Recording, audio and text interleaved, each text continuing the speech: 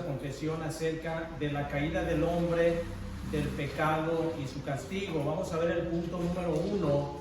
Recuerden que la confesión es únicamente una manera en que nosotros podemos apoyarnos para conocer algunas de las enseñanzas de la Biblia. No es nuestra regla de fe y conducta, sino que la Escritura, la palabra de Dios, es nuestra regla de fe y conducta. La confesión nos sirve únicamente para conocer algunas enseñanzas que de otra manera se nos harían un poco difícil entenderlas, y además para que nosotros como iglesia pues sepamos en lo que nosotros creemos. Vamos entonces a ver el capítulo número 6, el punto número 1, que nos habla de la caída del hombre. Y el punto que vamos a tratar nos va a servir también para entender un poco más en la predicación del día de hoy. Una de las cosas que nosotros debemos de tomar siempre en claro es que Dios es muy diferente a nosotros. De hecho, había un maestro un teólogo muy reconocido, que cada que comenzaba su clase de la Escritura ponía en el pizarrón un círculo grande y un círculo pequeño muy separado uno del otro. Y esto lo hacía él para recordarnos que nosotros somos muy diferentes a Dios. Dios es muy grande, Dios es demasiado grande para nosotros. Entonces, cada que nosotros veamos la Escritura, cada que nosotros busquemos algo del Señor, debemos de tomar en cuenta eso, de que Dios es demasiado grande, incluso muchas veces para que nosotros podamos comprender todo lo que nos ha dejado en la Escritura. Sin embargo, la Escritura es sencilla de entenderla en las cosas que son referentes a nuestra salvación. Pero el apóstol Pedro, en una de sus cartas, decía que había cosas muy difíciles de entender en la Escritura, y las cuales muchos utilizan para su propia perdición. Es por eso que nosotros buscamos cada día, cada vez más, buscar lo que la Escritura nos dice claramente acerca de Dios y de la salvación, que es de lo que trata la Escritura. La Escritura no son historias aisladas, no son historias en las cuales nosotros podamos ver ejemplos moralistas únicamente, sino que la Escritura trata de la obra de Cristo desde la caída del hombre hasta la segunda venida de Cristo. Toda la Escritura trata acerca de eso, y es por lo cual nosotros entendemos y tratamos de entender en cada que se predica la palabra, de que Cristo esté ahí, porque Cristo es el objeto de la Escritura. Desde el principio, desde Génesis hasta Apocalipsis, está Cristo, y toda la Escritura se va desarrollando de acuerdo a la obra redentora de nuestro Señor y Salvador Jesucristo. Por eso es por lo que nosotros buscamos aprender de esa manera cada vez más. Entonces vayan a la confesión y vamos a leer el punto número 1, y dice así. Dice: si bien Dios creó al hombre recto y perfecto y le dio una ley justa que hubiera sido para vida si la hubiera guardado, y amenazó con la muerte su transgresión, sin embargo no permaneció mucho tiempo en este honor. Vamos a ver estos párrafos de la confesión para poder entender bien de qué se está refiriendo la confesión. Dice: si bien Dios creó al hombre recto y perfecto.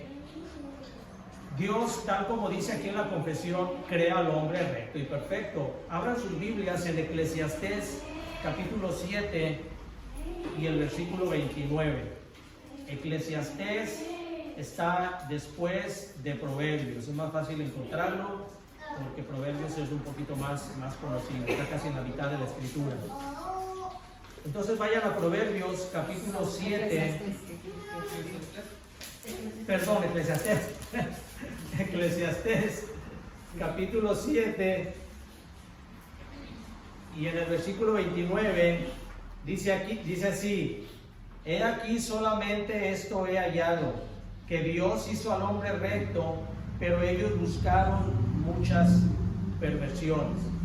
Así que el Señor, cuando crea a Adán, cuando lo crea de una manera perfecta.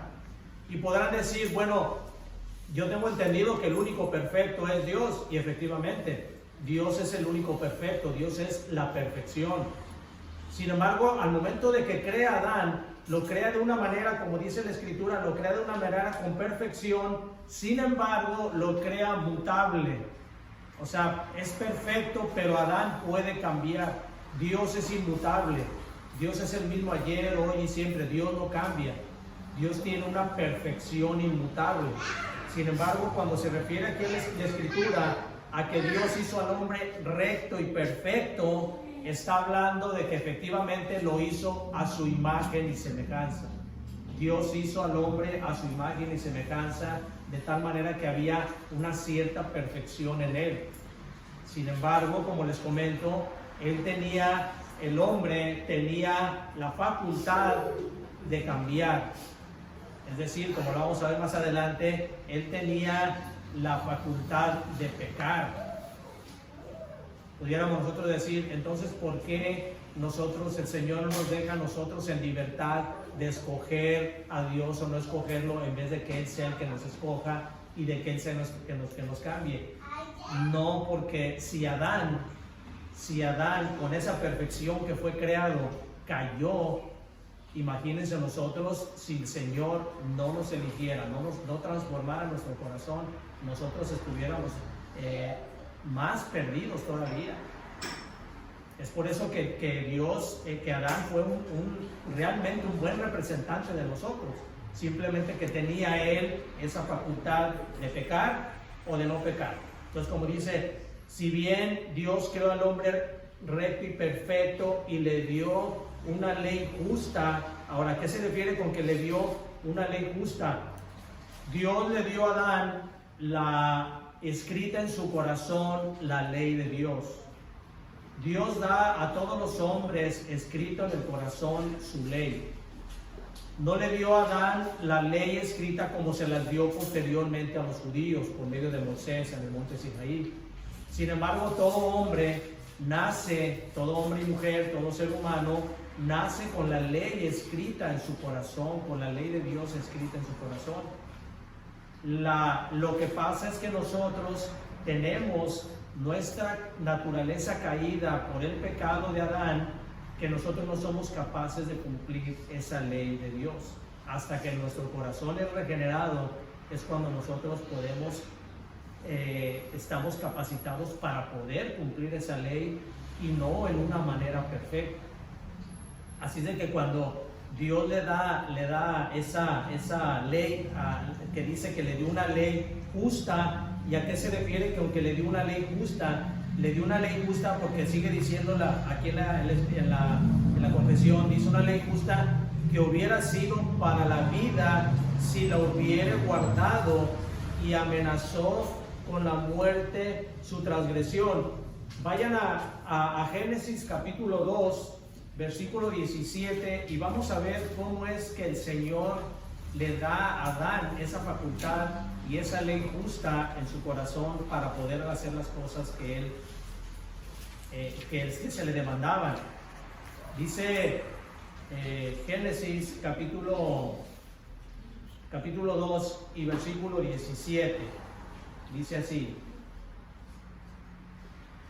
Vamos a tomarlo desde el 15. Dice: tomó pues Jehová Dios al hombre y lo puso en el huerto del Edén para que lo labrara y lo guardase. Y mandó Jehová Dios al hombre diciendo: de todo árbol del huerto podrás comer, mas del árbol de la ciencia del bien y del mal no comerás, porque el día que de él comieres ciertamente morirás. ¿A qué se refería entonces? ¿A qué se refiere con que le dio una ley justa? Le dio una ley justa a Adán desde el punto en que tenía una bendición. Aunque aquí no dice que le iba a dar la vida, lógicamente se desprende de que si Adán desobedecía, le iba a morir. Pero si Adán era capaz de obedecer, entonces Adán iba a tener una vida eterna. ¿Por qué? Porque Dios implícitamente aquí se lo había especificado al momento de crearlo, al momento de ponerlo en el huerto del Edén. Le había dicho: si tú comes de ese árbol, el día que comieres de ese árbol, ciertamente morirás. Ahora, como lo hemos tratado anteriormente, la palabra aquí, ciertamente morirás, en el original dice, muriendo morirás. Adán no murió inmediatamente cuando come del árbol. Simplemente cuando come de ese árbol comienza Adán su muerte. Él muere espiritualmente en ese momento, pero comienza a morir ya físicamente. Y es de la manera que entra la muerte en el mundo. Cuando Adán come de ese fruto, es cuando entra la muerte en ese mundo. Así de que Adán tenía facultad para poder rechazar eso, sí, tenía la facultad. Él tenía la capacidad para haber podido rechazar la tentación o el pecado que se le estaba ofreciendo. Por eso Dios le da una ley, por eso Dios a Adán le da una ley, lo que se llama la ley natural también, que es la ley escrita en el corazón de cada hombre. Eso es lo que se llama la ley natural. Por eso todos los hombres y mujeres, todos los seres humanos tenemos en la conciencia grabada la ley de Dios, y por eso hasta en los lugares más remotos donde no se ha predicado el evangelio, las personas saben qué está bien y qué está mal, porque Dios da esa ley. Eso es lo que se llama la ley natural. En todo corazón el hombre sabe lo que está bien y lo que está mal. Por eso hay algo que, aunque no conozcan el evangelio, saben que están haciendo mal. Ahora, el premio que iba a recibir Adán si no comía de ese árbol, si obedecía a Dios, era precisamente la vida eterna. Entonces Dios le da una ley natural en el corazón, pero también le da un mandato. Y cuando Adán cae, viola las dos cosas: viola la ley natural y viola el mandato. Dice la confesión, dice, y amenazó con la muerte de su transgresión. Sin embargo, no permaneció por mucho tiempo en ese honor. Vayan a Romanos capítulo 5, versículo 12. Libro de Romanos 5, 12. Y ahí nos va a hablar acerca de cómo el pecado entra en el mundo a partir de ese hecho que comete Adán. Romanos 5, 12.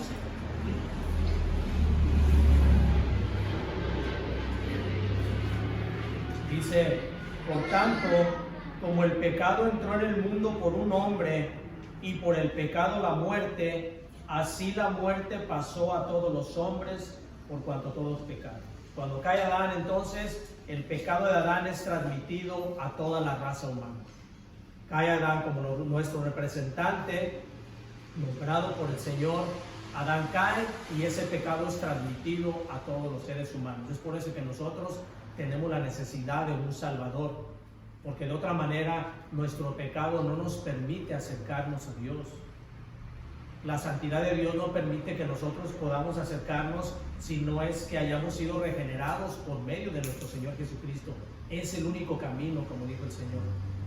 Yo soy el camino, dijo nuestro Señor Jesucristo, porque no hay otro camino que nos pueda llevar al Padre. Nuestras obras no nos pueden salvar. Por mejores obras que haga una persona, no puede salvarlo de la condenación, porque hasta las obras, dice la Escritura, son como trapos de inmundicia delante del Señor, hasta las mejores obras. Entonces necesitamos un Salvador, que es nuestro Señor Jesucristo, y es por eso que Él vino a morir por nosotros, porque de otra manera todos estuviéramos condenados a una eternidad en la oscuridad.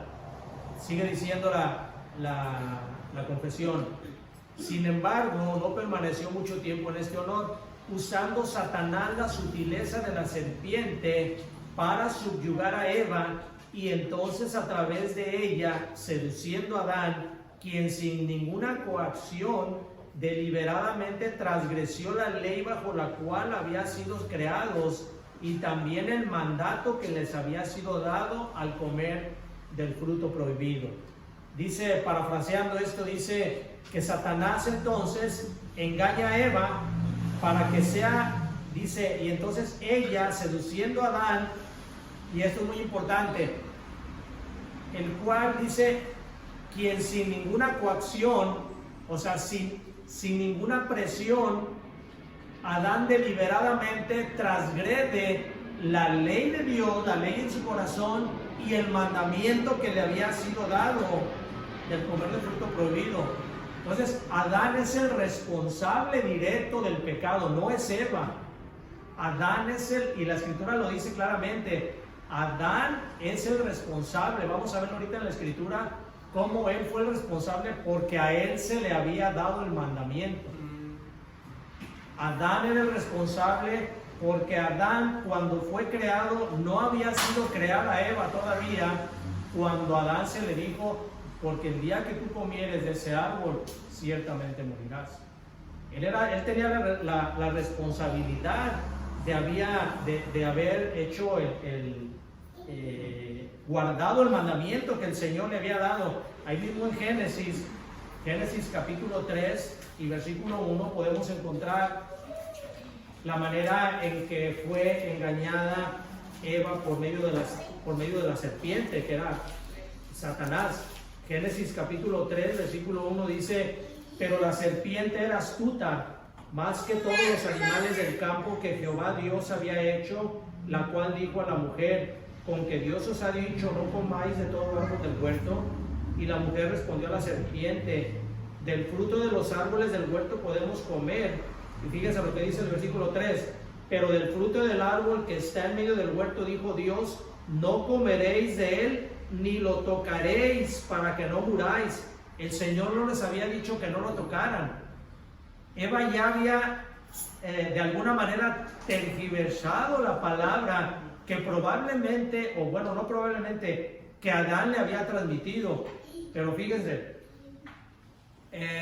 si Eva cambia la palabra, esto quiere decir que Adán no la había enseñado bien a ella, no le había dado la enseñanza que ameritaba esta situación. Es por eso que como dice aquí, deliberadamente habla acerca de Adán. O sea, Eva recibe el engaño de Satanás. No dice la Escritura que haya estado presente Adán en ese momento. Probablemente estuvo presente o quizá no estaba presente. Sin embargo, en lo que la Escritura sí nos habla es que Adán deliberadamente, sabiendo él la responsabilidad que tenía hacia Eva, come él del fruto que se le ofrece. Pero no únicamente viola él el mandato que le había dado Dios, sino que también él está violando la ley moral escrita en su corazón. La ley moral escrita en el corazón está resumida en 2 mandamientos: amarás al Señor tu Dios y amarás a tu prójimo como a ti mismo. Cuando Adán comete o no enseña a Eva realmente el mandamiento tan importante que se le estaba dando, él estaba violando el principio de amarás a tu prójimo como a ti mismo. Porque una persona que sabe que alguien está cometiendo algo mal y no lo hace, como dice la Escritura, es pecado, quiere decir que no ama a su prójimo. Es nuestro deber, nosotros como hombres, estar al pendiente siempre de la enseñanza de nuestra esposa y de nuestros hijos, darles un buen ejemplo de santificación, enseñarles correctamente la Escritura, porque la responsabilidad es del hombre. La responsabilidad recayó sobre Adán, y al no enseñarle a Eva la importancia de evitar comer de ese fruto, estaba él cayendo en el pecado de no amar a su prójimo como a sí mismo. Entonces Adán estaba violando los 2 principios, como dice la confesión, el mandato directo de Dios de que no debería de comer, y la ley escrita en su corazón de que debía amar a Eva como a él mismo, protegerla, guardarla y enseñarla.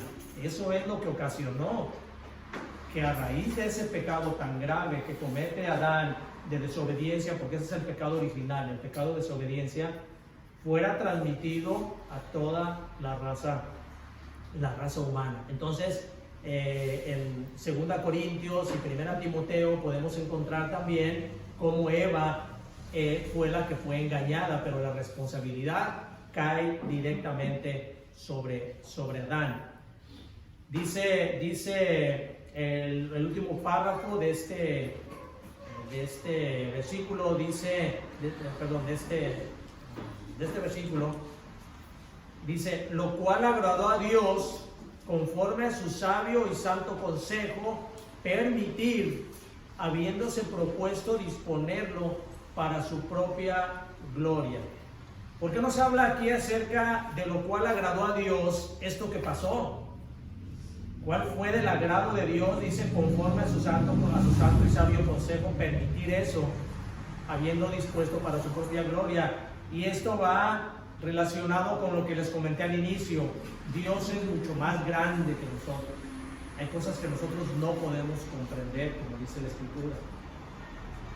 Hay cosas que el Señor tiene en lo que se llaman misterios, que se nos han ido revelando, pero hay misterios que nosotros vamos a entender hasta que estemos en la presencia del Señor, glorificados allá en su presencia. Así que cuando Él habla, lo cual le agradó a Dios, conforme a su sabio y santo consejo, permitir, es porque Dios es el que permite todas las cosas. Dios permite las cosas para su gloria, para su gloria y para su honra. Cuando nos habla acerca de esto, es porque iba a haber algo mucho más grande que pudiera satisfacer aquella falta que había ocurrido. Y esa grandeza y la glorificación del Señor es la obra redentora de nuestro Señor y Salvador Jesucristo.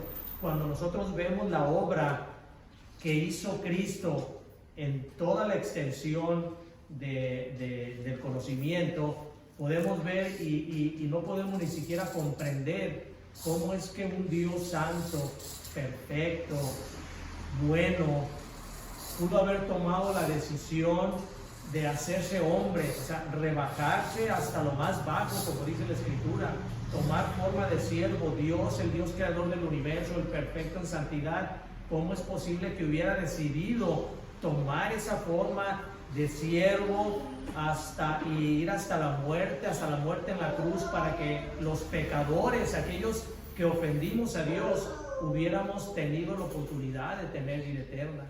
Eso es algo que nosotros no podemos comprender en toda la magnitud y la grandeza. Por eso nos habla aquí, dice, habiendo propuesto disponerlo para su propia gloria, porque eso es lo que glorifica a Dios.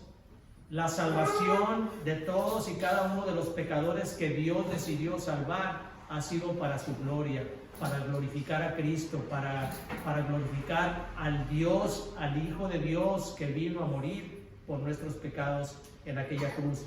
Dice, vayan al libro de Hechos capítulo 2 y versículo 23. Hechos capítulo 2 y versículo 23. Dice,